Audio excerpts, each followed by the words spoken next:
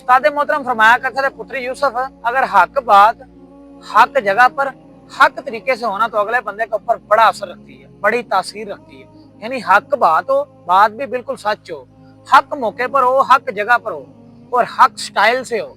यानी जिस तरह हक बयान करने का स्टाइल है ना, उसी अंदाज में हो तो अगले बंदे के ऊपर पूरा पूरा असर रखती है। एक मरतबा मैं अपने छोटे भतीजे के साथ नमाज पढ़ रहा था, तो मैं अभी यानी कि पहली रकत के क्याम में था। तो छोटा भतीजा, वही मेरा कैमरा मैन, अपने कैमरा मैन ही की बात कर रहा हूँ, छोटा भतीजा, तो उसने 2 रकतें मुकम्मल भी कर ली। जब मैंने सलाम फेरा और वापस मस्जिद से निकले तो मोटरसाइकिल पे मैंने उसको बैठे हुए कहा कि यार इब्राहिम, तूने इतनी स्पीड से नमाज पढ़ ली है यार, अभी तो मैं क्याम में था और तूने सलाम फेर के मस्जिद से भी बाहर निकल गया, इतनी स्पीड है तुम्हारी। कहता हाँ जी। मैंने कहा अच्छा, तुम जब सजदे में जाते हो तो क्या पढ़ते हो?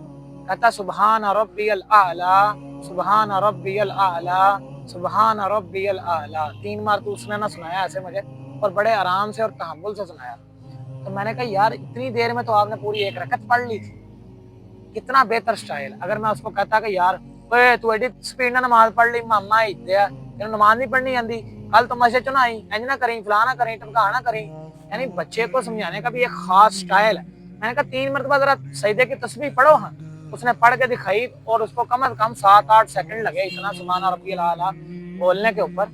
यानी इतनी देर में, मैंने कहा जितनी देर में तुमने ये तस्बीह पढ़ी है, इतनी देर में तो बेटा तुमने 1 रकत पढ़ ली थी। इस तरह ना हक बात अगर हक तरीके से हो और हक स्टाइल से हो, यानी बाद औकात बात हक नहीं होती, बाद औकात जगह हक नहीं होती। बाद औकात हम बंदों के अंदर बैठ के बंदे को बिस्त कर देते हैं, और तू तो है ही अंजे, तू तो है ही फला है। यानी वो जगह भी कोई खास जगह हो। और बाद लोग तो वो शादी ब्याह की मजलिस होती है और अंदर दीन बयान करना शुरू कर देते हैं, वो हक जगह नहीं होती, वो हक मौका नहीं होता। हक मौका जब बंदा वाज़ो नसीहत सुनने के लिए तैयार हो। ये तबलीगी जमात का भी उसूल है। बुजुर्ग फरमाते हैं अगर अगला बंदा आपकी बात पर गौर कर रहा है, तवज्जो कर रहा है, तो आप बयान लंबा करना, वरना मुख्तसर से दावत दें और पतली गली से निकले।